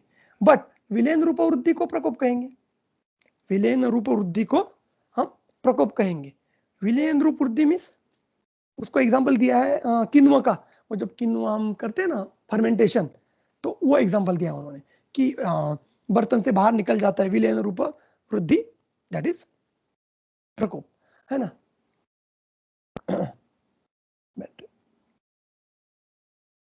ओके, उसके पश्चात दोष प्रकोप के कारण, ये हम नहीं लेंगे क्योंकि बहुत सारे होते हैं। मैं सिर्फ आपके लिए कुछ गिफ्ट लाया हूँ, वो आप देख लो। वात प्रकोप के कारण चरक सूत्र 12/7 में दिए, जो सभी को पता है। इसके पश्चात वात दोष प्रकोप के कारण चरक चिकित्सा 28 और शिशु सूत्र 21। लेकिन इसके अलावा स्टूडेंट के लिए खास चीज बता रहा हूँ, वात दोष प्रकार के हेतु एवं व्याधि, है ना, ये प्रकार अनुसार भी दिए। कितने लोगों को पता है मुझे पता नहीं, लेकिन ये प्रकार अनुसार है, ये जाके तुरंत पढ़े। इसमें क्या दिया है? अष्टांग हृदय निदान स्थान 16/19, मतलब 16 अध्याय।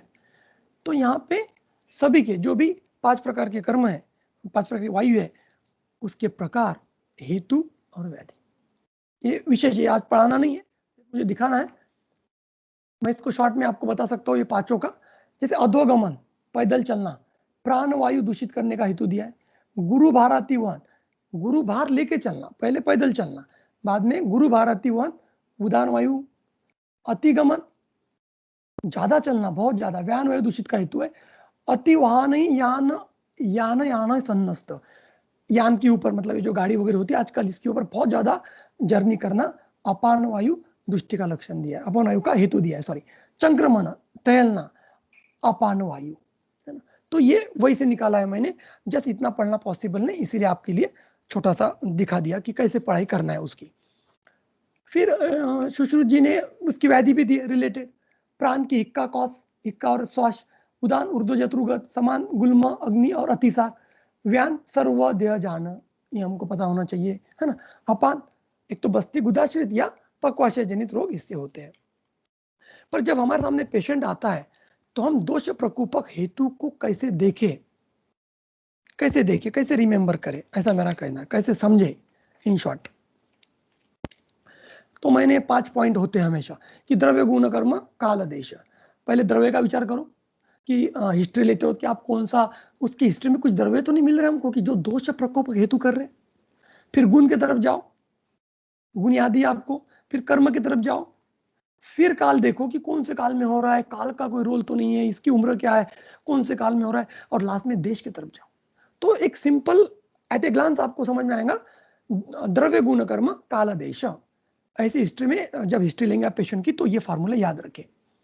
फिर ये आपके लिए गिफ्ट, वात दोष प्रकोपक कारण, इसका आप स्क्रीनशॉट ले लो, और आज लेक्चर होने के बाद जितने रेफरेंस मैंने यहाँ पे दिए सिर्फ वात दोष प्रकोपक कारणों के, वो आप जाके अच्छे से पढ़ें कि किस कारण से वात दोष का प्रकोप होता है। सबको पता है पर कुछ नया मिलता है। षट क्रिया का प्रसर, वायुर्विमार्ग गमनम आटोप। ओके, दृष्टांत जैसे हमने बात की किनुआ की, किनुआ का दृष्टांत भी यहाँ पे दिया है, और दूसरा दृष्टांत है वो जो पानी का बांध होता है ना, पानी का बांध, तो वो एग्जांपल है। Why only 5 types of दोषा is given in the संहिता? क्योंकि देखिए चरक संहिता कार ने सिर्फ वात दोष का वर्णन किया, सुश्रुत ने पित्त दोष का, और वाग्भट ने कफ दोष का। मतलब सुश्रुत वर्णन करते तो वात प्लस पित्त करते, वाग्भट वर्णन करते तो वात पित्त प्लस कफ करते हैं। ओके, क्लियर ना? हाँ, क्योंकि चरक का जो डिवीजन का रूल है वो एज पर कर्म है, फाइल सुश्रुता एज पर स्थान है। सुश्रुत 5 स्पेसिफिक एक्शन, अगर हम ऐसा मानते हैं कि यार सुश्रुत ने 5 कर्म होंगे, उसके कारण उसके आधार पे ही ये जो वायु के 5 प्रकार किए होंगे, लेकिन क्या बॉडी में 5 ही कर्म है? नहीं। तो इसका क्या बेसिस है? तो फिर एक दिखा, जो हमने योग जोशी का मत आपको दिखाया था, उस बेसिस पे हमको लगा कि क्या पंच महाभूत इसका बेस नहीं है। ओके, और इसको कुछ लोग इवोल्यूशन ऑफ आयुर्वेद भी मानते हैं कि इवोल्यूशन हो रहा है। चरक ने वात बताया, फिर आगे सुश्रुत ने, क्योंकि चरक को लगा कि मैंने वात बता दिया, चरक ने ये समझे कि आने वाले लोग इसके आधार पे पित्त और कफ समझ लेंगे, लेकिन सुश्रुत को आगे जाके लगा कि नहीं, पित्त भी समझाने की जरूरत है। ये भी हो सकता है, that is evolution of Ayurveda. वायु के 5 प्रकार ऐसे भी आप समझा सकते हैं। अगर आपके सामने नॉर्मल पेशेंट आता है तो उसको आप ऐसे समझा सकते हैं डायग्राम से कि देखिए बोलना है प्राण वायु है, इसकी गति ऊर्ध्वाधो दोनों होती है, रेस्पिरेशन इसके अंदर आता है, सेंस ऑर्गन। उदान वायु की गति आपको दिख रही है, ऊर्ध्व है, आर्टिकुलेशन प्रोसेस के काम में आता है। व्यान वायु सर्कुलेशन सभी तरफ, डाइजेशन कोष्ठ में, और अपान वायु की गति लोअर होती है। तो आप एट ए ग्लांस समझा सकते हैं जैसे मॉडर्न वाले समझाते हैं। फिर वात पित्त कफ को हम मॉडर्न से कैसे कोलेट कर सकते हैं? मैं वात को ही बताना था पर अच्छा लगता नहीं वात को बताया, इसलिए पित्त और कफ भी ले लिया। जस्ट नाइट्रिक ऑक्साइड कंपेयर कर सकते हैं, पित्त को हम एंडोक्राइन सिस्टम समझ सकते हैं और कफ को इम्यून सिस्टम। ये कुछ परफेक्ट मत नहीं है, ये जस्ट समझ सकते हैं, है ना, काफी हेल्प होती है। टाइप्स ऑफ वाता, व्यान वायु की बात होगी तो सिंपैथेटिक एंड पैरासिम्पैथेटिक सिस्टम, समान वायु GI and para, upon autonomous, ये फॉर अपान एंड ये फॉर ऑटोनॉमस, प्राण वायु एएनएस एंड उदान भी ANS. Okay, involuntary nervous system, inspiration and expiration जो खास इसके अंडर होता है। प्राण वायु हृदय, बुद्धि, हृदय, इंद्रिय, चित्त, ध्रुका। ओके, ये प्राणवायु के फंक्शन दिए यहाँ पे। इससे भी प्राणवायु का अगर नॉर्मल गति कौन सी है ये देख के हम फंक्शन करते हैं। उदान वायु, जैसे सर ने कहा कि कोविड के बारे में भी आजकल चल रहा है, तो मैंने जब 3 महीने काम किया कोविड में तो मुझे भी लगा जो सर ने कहा ना वो एक्चुअली फैक्ट है। ये देखिए, उरस्थानम उदानस्य नासा नाभिगरांशर है, तो ओके ये पता है आपको। वाक प्रवृत्ति, प्रयत्न, ऊर्जा, है ना, मतलब इतना वीकनेस आ जाता है। बल, वर्ण, spo2 लेवल कम हो गई, वर्ण चेंज, स्मृति, कोरोना होने के बाद, पॉजिटिव के बाद मैं जो साइड इफेक्ट देख रहा हूँ पेशेंट के ऊपर, मतलब वो अलग ही है। उनको जो सेंटेंस है वो एक साथ याद नहीं आ रहे किसी को, तो किसी को अपना जो पुराना फ्लो था वो मिस कर रहे, कहीं तो भी स्मृति के लेवल पे बता रहा हूँ, है ना।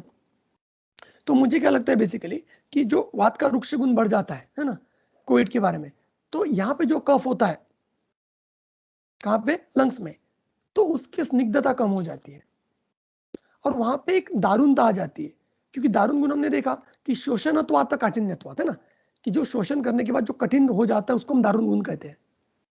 ओके, तो इतना दारुण हो जाता है कि वो जो O2 CO2 एक्सचेंज है, या वहां पे जो प्राणवायु और उदान वायु का एक्सचेंज होना चाहिए आयुर्वेद की भाषा में, वो प्रॉपरली नहीं हो रहा है, क्योंकि दारुणता काफी बढ़ गई है।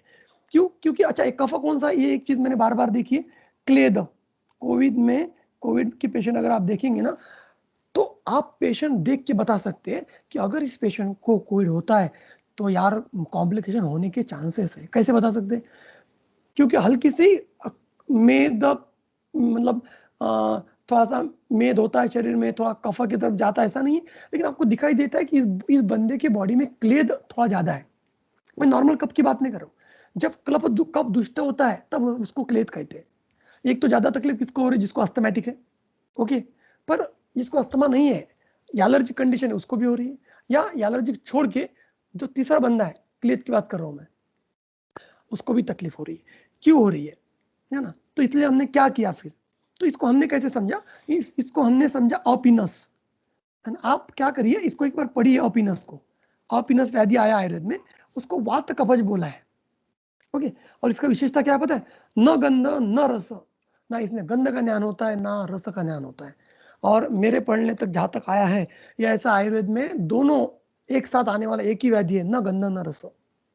और इसकी ट्रीटमेंट है औपीडनस्य और योशादिवटी। योशादिवटी को अगर आप देखेंगे उसमें भी अम्ल द्रव्य का यूज किया गया है, जो विटामिन सी की तरफ जाता है। और अगर नस्य का वर्किंग देखते हैं आप यहाँ पे, नस्य का, तो हम आज भी तीक्ष्ण नस्य यूज कर रहे हैं, चाहे फिर वो लहसुन नस्य हो, चाहे गोमूत्र नस्य हो, पर तीक्ष्ण नस्य यूज हो रहा है, राइट, है ना। अभी परसों तो एक मैंने वीडियो देखा था, पता नहीं कितना ये है, मैं उसके सच्चाई के बारे में कमेंट्स नहीं कर रहा हूँ, लेकिन उसमें नींबू सोरस का नस्य की बात की गई थी। और पर मुझे लगता है कि करके देखना चाहिए, मैंने नहीं देखा है, जस्ट, है ना।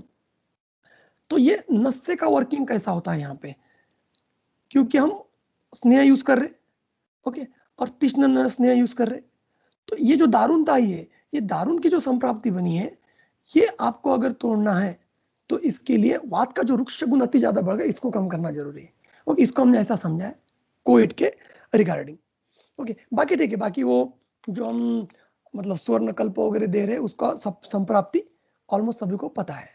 व्यान वायु, व्यान रस धातु ही विक्षोपोचित कर्मणा युगपत सर्वतो अजस्रम देहे विक्षिप्यते सदा। व्यान रस धातु, व्यान क्या कर रहा है? रस धातु को विक्षेपित, विक्षेपन मतलब क्षेपणास्त्र, एक बार फेंकी हुई चीज, क्षेपण फेंक देना, विक्षेपित विक्षोपोचित कर्मणा युगपत, कैसे? एक साथ, सर्वतो सभी शरीर में, अजस्रम रक्त देहे विक्षेप्यते सदा, और ये पूरे देह को विक्षेपण कर रहा है। विक्षेपित कौन हो रहा है? रस धातु। विक्षेपण किसको प्राप्त हो रहा है? देह को। कैसे? युगपत, कितने समय के लिए? कंटिन्यूअसली, सदा। ये बहुत ही सुंदर श्लोक है जिसमें कार्डियक साइकिल कंप्लीट कवर हो जाती है। इसके अलावा मुझे ना संग्रहकार के ये वर्ड बड़े अच्छे लगते हैं, उन्होंने एक्सप्लेन किया कि जृंभा और अन्न आस्वादनम। अगर ब्लड फ्लो कम होता है, ब्लड सप्लाई कम होता है, तो उन्होंने कहा कि जृंभा आती है। दूसरा अन्न आस्वादनम, अगर आपको भूख कितनी भी है लेकिन आपका मन नहीं है, तो अन्न का स्वाद नहीं लगता है। अगर आपका मन बहुत फ्रेश है, ओके, मन की साउंड कंडीशन है, तो आपको कभी कभी खाना अच्छा नहीं रहा तो भी आप खा लेते हो, ओके। स्वेद अश्रुक श्रावणम एंड यौनोचो शुक्र प्रतिपादनम, ये आजकल के फीमेल और मेल में जो हमको कमी मिलती है, शादी के बाद जो वंध्यत्व के जो प्रकार ज्यादा बढ़ रहे सामने आ रहे केसेस, उसका एक कारण ये भी दिखता है कि यौनोचो शुक्र प्रतिपादनम, मतलब जो दिल से रिश्ता होना चाहिए वो नहीं है, प्रैक्टिकल हो चुकी है पूरी तरह से, ओके। समान वायु, समान वायु का पहला श्लोक सभी को याद है, समान अग्नि समीपस्थे थे कोष्ठे चरति सर्वथा अन्नम गृह्णति पचति विवेचित मुंचति। मुंचन, मुंचन मतलब एक्सक्रीशन, लेकिन कहां तक? कंप्लीट बॉडी के बाहर नहीं, सिर्फ ये अपान वायु को हेल्प करता है, मतलब मल को पक्वाशय तक पहुंचाने की जो प्रोसेस, उसको मुंचन कहा है। स्वेद दोष अंबुवाहिनी, स्वेद दोष अंबुवाहिनी मतलब क्या? ये चरक का खास प्लेस दिया चरक ने, क्योंकि दोष व स्रोतस में संपूर्ण शरीर में फैला हुआ होता है, ऐसा चरक का कहना है। और दोनों, स्वेदो भी, अंबुव भी और दोषो भी। इसका कोई है, किसी को आंसर होगा तो आप अनम्यूट करके बता सकते हैं, नहीं तो मैं बता दो। चलो खत्म करते, पहले बाद में डिस्कस कर लेते हैं। ये जो समान वायु होता है ना, ये क्या करता है, आपको मैं एग्जांपल से समझा सकता हूं कि कैसे। समान वायु, ये जो स्वेद व स्रोतस में अग्नि को लाता है तथा वहां से फिर से वो कोष्ठ में लेके जाता है, ये काम समान वायु करता है। कैसे? मतलब इसको हम क्या बोल सकते हैं हमारे भाषा में, ऊष्मा नियंत्रण करता है बॉडी का समान वायु विद द हेल्प ऑफ स्वेदो स्रोतस, दोषो स्रोतस एंड अंबो स्रोतस। ओके, कैसे?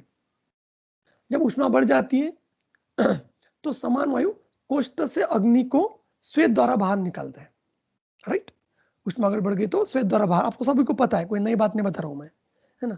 ठंडी के दिनों में एग्जैक्टली अपोजिट फंक्शन आपको दिखता है कि स्रोतों जो मुख है सभी वो संकुचित हो जाते हैं, अग्नि प्रदीप्त तो कोष्ठ में होती है, राइट, और रोमकूप क्लोज होते हैं।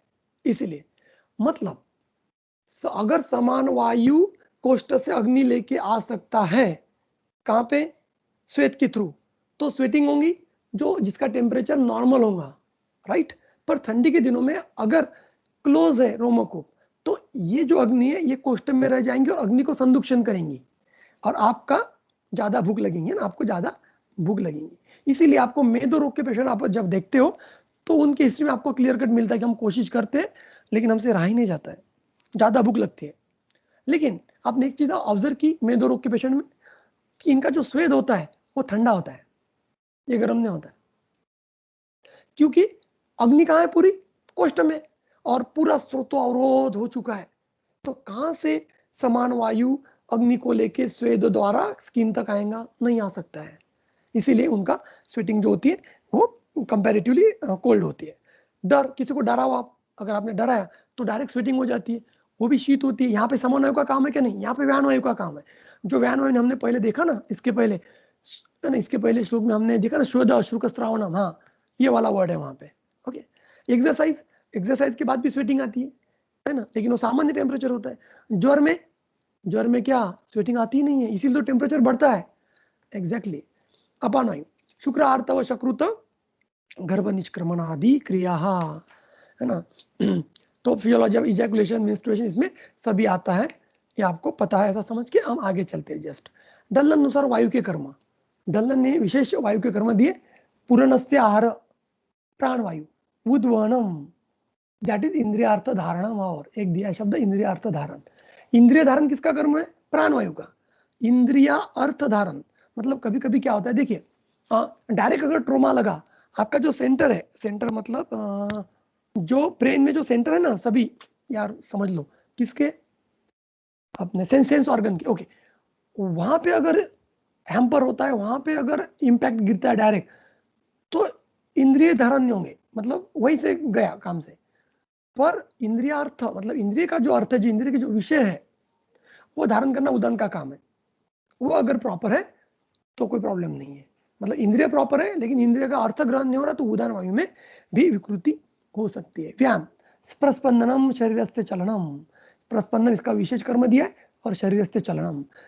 समान विवेक, विवेक मीन्स विवेक, पृथक्करण, विवेक हम क्या कहते हैं, पृथक्करण कहते हैं। ओके, तो ये भी आपको याद रखना है। अपान, शुक्र मूत्रादि नाम वेग काले कर्षणम अवेग काले धारणम। डल्लन का कहना है कि भाई वेग काले ही उसको निकालना है, अवेग काले नहीं, अवेग काले धारण करना है। फिर वात की चिकित्सा, लास्ट स्लाइड है, 2-4 स्लाइड्स फिनिश। वात चिकित्सा में येटी नानात्मक विकार दिए, लेकिन एक चीज खाद चरक ने हमारे लिए बता के रखी, हम जैसे सभी स्टूडेंट के लिए एक चीज है, विकाराणाम अकुशलो न जिर्यात कदाचन, नहीं सर्व विकाराणाम नाम तो अस्ति ध्रुवा स्थिति। चरक कहते हैं कि सभी विकार को नाम देना जरूरी नहीं है। अगर आपको उसका नाम नहीं आता है तो भी न जिर्यात कदाचन, लज्जा आने की भी जरूरत नहीं है। क्यों?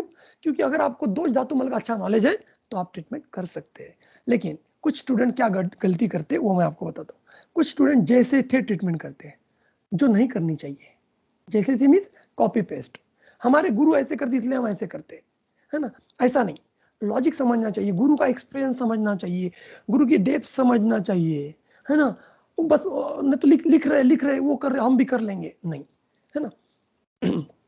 दोषानुसार कुछ स्टूडेंट एक आगे की स्टेप दोषानुसार करते हैं। दोष का नॉलेज है, अच्छी चीज है। कुछ स्टूडेंट दोष प्लस प्रकृति का आधार लेके करते हैं।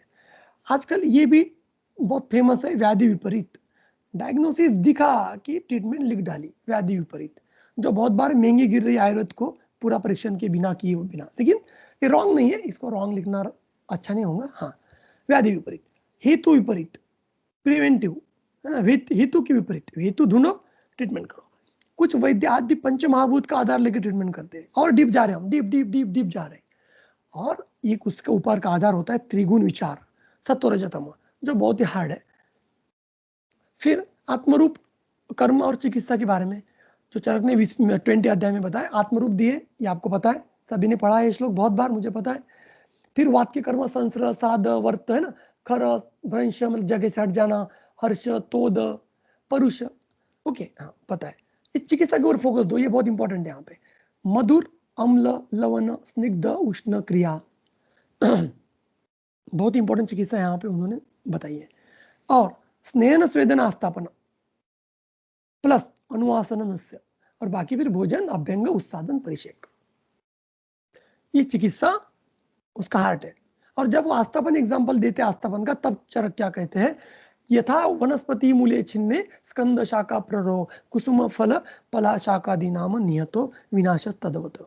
मतलब अगर आपने वनस्पति का मूल ही छाट डाला, है ना, किससे, बस्ती से, वात का मूल ही छाट डाला, तो जिस ढंग से वनस्पति का मूल छाटने से वनस्पति पूरी मर जाती है ना, कुसुम पत्र शाक से, वैसे ही वात रोग का भी होता है। वात चिकित्सा चरक स्थान में एक रेफरेंस है।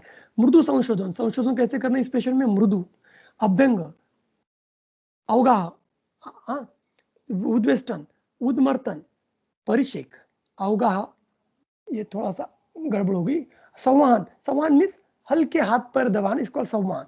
और अवपीड़न का भी मीनिंग वही दिया है, पता नहीं एक्चुअली हम अवपीड़न किसको बोलते हैं, कि घृत का यूज भोजन के पूर्व पश्चात करना है ना, ओके, लेकिन यहाँ पे अवपीड़न मतलब थोड़े से हाथ पैर को दबाना, ऐसा ही दिया हुआ है। अगेन वित्रासन, भय दिखाओ, विस्मासन, चकित करो, विस्मापरण, विस्मारण, कुछ भूलने के लिए उसको को हेल्प करो, सुरासव, सुख शिथिलता, वातहर विरेचन और बस्ती। तो इसके दो ही होते हैं, संतर्पण, ब्रुहन, अपतर्पण, लंघन।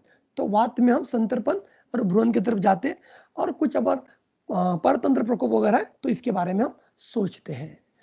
फिर वात चिकित्सा को एट ए ग्लांस देखना है तो विरुद्ध गुण की चिकित्सा करो, आहार स्निग्ध गुरु उष्ण लक्षण, है ना, विरुद्ध गुण वाला आहार, रस वात शामक रस यूज करेंगे, मधुर अम्ल लवण, और विशेष चिकित्सा में बस्त यूज करते हैं।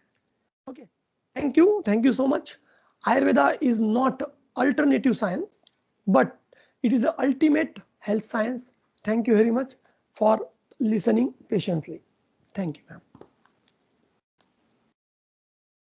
बहुत अच्छा डॉक्टर साहब, आपने बहुत अच्छा ज्ञान दिया बच्चों को। हमने तो बहुत अध्ययन किया आपने इस वायु रोग पर, बहुत Thank बहुत you, बधाई। sir. बहुत आपने मेहनत की डॉक्टर साहब, बहुत अच्छा परिश्रम किया आपने।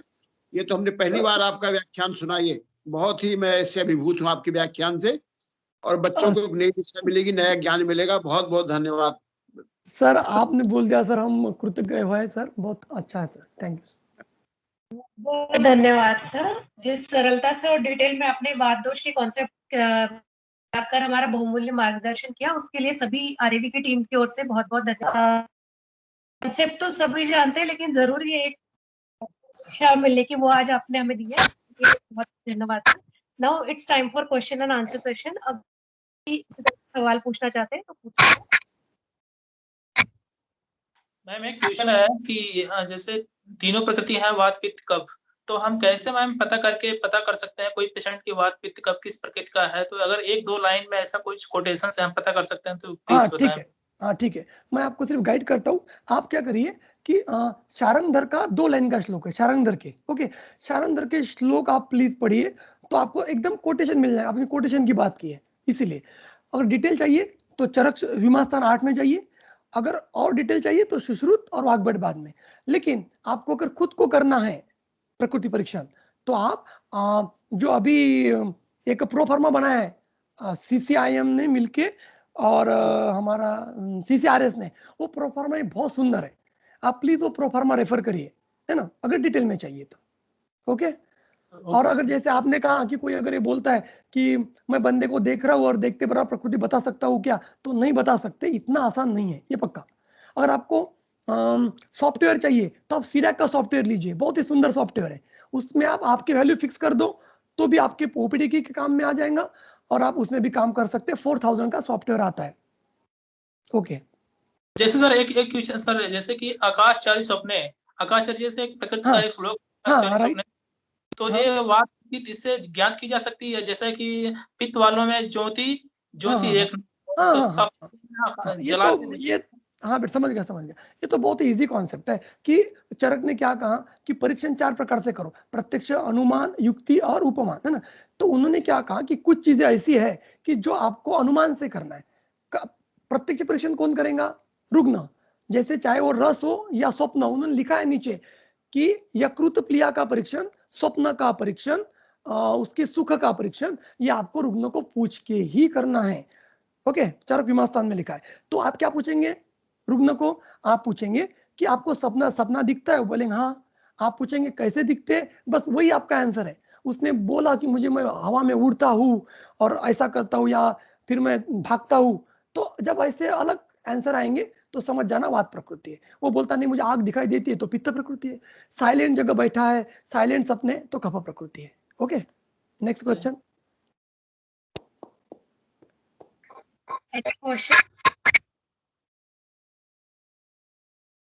वैसे सर ने सारा कुछ डिटेल में बता दिया है, लेकिन और भी कुछ क्वेश्चंस अराइज होते हैं तो वो आप पूछ सकते हैं। एक्चुअली मैडम मैं क्या करता हूँ, मेरा दूसरा जो लैपटॉप है ना उसका कैमरा ऑन करता हूँ ताकि मैं थोड़ा सा दिख जाऊँ बच्चों को भी। एक मिनट। हाँ ठीक है, हाँ हो गया camera on. The questions okay, it's a tutorial series for you guys.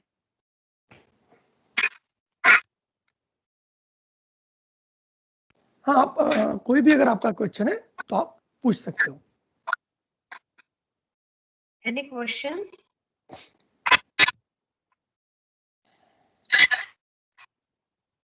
नहीं शायद, क्वेश्चन हाँ नहीं है मैडम शायद। ठीक है। कोई पूछने लायक आपने कोई ऐसा प्रश्न नहीं है जो अच्छे पूछा जा सके? आपने you, बड़ा sir. सारगर्भित रूप से बताया। डॉक्टर साहब बड़ा परिश्रम किया, बहुत अच्छा परिश्रम किया आपने भाई। सारी चीज Thank you, sir. चरक सुश्रुत बागवट में जहां जहां इसका वर्णन था, आपने जो कलेक्शन किया है वो वाकई में बहुत ही स्वागत योग्य है। सर ये तो पूनम मैडम का फोन आया और मैडम ने बताया कि सर आपको वात दोष के ऊपर ही बात करना है सिर्फ, तो हम तो घबरा गए पहले। और आज बहुत तो लिटरली, पर मैडम ने जब बताया कि स्टूडेंट होंगे आरवी के तो थोड़ा जान में जाना ही, लेकिन जैसे लेक्चर चालू हुआ तो मैंने देखा कि गुरु भी बैठे हैं, तब तो मेरे 10 में से 5 चले गए थे, है ना। बट ठीक है, अच्छा लगा। इसी तरह से डॉक्टर साहब पित्त दोष और कफ दोष का पर भी अपना व्याख्यान दे तो ठीक है बहुत सर। ही अच्छा ज्ञान मिलेगा। पित्त का और कफ का भी आप इसी तरह से अगर आपने कलेक्शन किया है तो बहुत अच्छा है। ठीक है सर, और मैं करता हूँ सर, आपका आशीर्वाद है, कर लूंगा सर। ठीक। हाँ डॉक्टर दीपाली मैम कुछ पूछना चाहती है। I think she has raised hand. हाँ पूछिए। नमस्ते सर। नमस्ते madam. Sir, you explained 5 types according 5 type of vata, and you explained with advagaman and atigaman. Right. प्राण वायु के लिए आपने अध्वगमन का टर्म यूज किया है और व्यान के लिए अतिगमन। सर प्लीज इन दोनों टर्म को एक्सप्लेन करेंगे रिगार्डिंग। अध्वगमन मतलब अगर हम थोड़ा भी चले, थोड़ा सा भी चले तो भी हमको जो सांस फूल जाती है ना, तो वो प्राण में आ गया। अतिगमन मीन्स बहुत ज्यादा अगर हम चलते हैं, ज्यादा चलते हैं ना कुछ लोग, इस पे क्या बोलते हैं उसको, तीर्थ यात्रा पे जाते हैं कभी कभी, है ना, तो वो जब आता है तो उसको अतिगमन शब्द आया है। बड़ा सिंपल है। अध्वगमन मतलब नॉर्मल चलने से अगर आपको सांस लगती है तो प्राणवायु, है ना। आप ना अष्टांग हृदय का 16वां अध्याय देखिए निदान स्थान का, उसमें मैंने इसलिए लिया नहीं क्योंकि पॉसिबल नहीं था, बहुत ही सुंदर वहां पे वर्णन किया इसका। Okay sir, thank you, I will check. Thank you sir. Thank you for the और भी किसी तरह का क्वेश्चन है तो they can raise their hands. हाँ, और वहां पे एक ये भी आया था मैडम कि भारती गमन मतलब जब हम बहुत ज्यादा बोझा लेके चलते हैं, है ना, तो उदान वायु की दृष्टि होती है। वो सिर्फ चलने के ऊपर मैंने कलेक्शन किया था कि कौन कैसा चलता है और उससे क्या क्या डिसीज हो सकते हैं। ठीक है, नेक्स्ट क्वेश्चन कोई?